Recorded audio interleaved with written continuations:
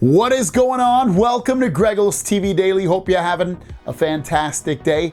Today, we are finally getting our first look at the Samsung Galaxy S25 Slim.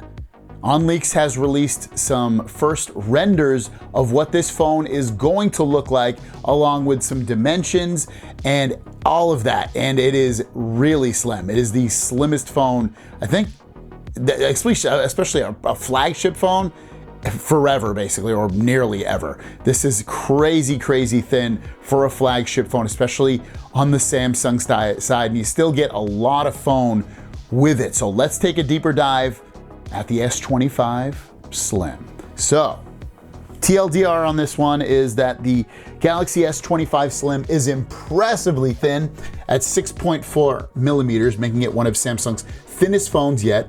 It boasts a triple camera setup, which with that camera setup, you should be getting up to a 200 megapixel sensor on there. A Snapdragon 8 Elite chipset, which would be the same as the ones on the 25, 25 Plus, and 25 Ultra. A flat frame, that's great. So you get a nice flat frame on this and a flat screen. So if you don't like that, you might not love it, but you gotta live with it. You're getting a flat screen and all that. The device is expected to launch in May of 2025. Now, remember, the S25 in general should be launching in February 2025, like the first week. So this is coming like at least 3 months later, 3 full months later. To continue on with this though, in terms of comparison, it is, in retrospect to the S25 Ultra, is expected to be 8.2 millimeters thick without the camera bump, while the S25 Slim is just 6.4 millimeters thin without the camera bump. And then with the camera bump, it's 8.3 millimeters. So regardless, even with the camera bump, it's almost slimmer than the entire phone without the camera bump on the S25 Ultra. But remember, with the camera bump on the Ultra, it goes up to, I think, like 10 millimeters. So there's a big difference with this slim phone overall. And I think it's gonna end up being a phone that a lot of people want.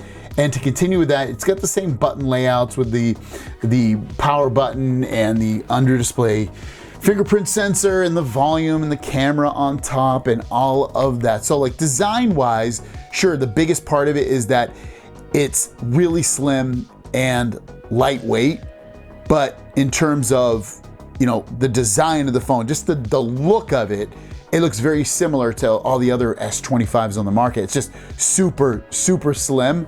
And it sucks that it's coming out in May. I would have loved to have potentially bought this over the Ultra, because I don't even use the S Pen. That's the biggest takeaway from this is like, do you want a really thin phone or do you want the phone with the S Pen in it or not? I mean, there's probably gonna be other differences as well, I would assume, making the Ultra a better phone, but this thing's crazy. This would be a reason not to have the Plus line potentially as early as next year, I would guess. And because there's been rumors about getting rid of the Plus line forever. And this would make sense that they have the 25 Slim, and then the 25 Ultra next year, or whatever, 26, I should say. But this is looking pretty crazy, and it's going to compete with iPhone's Slim phone when that comes out in September or October of this year. What do you guys think about this? Is this a phone you're gonna wait for? Are you gonna grab the Ultra or the Plus or the regular or not? Let me know in the comments down below, because I'm very, very curious. Thanks for watching. Have a great day. We'll see you down the road. Peace.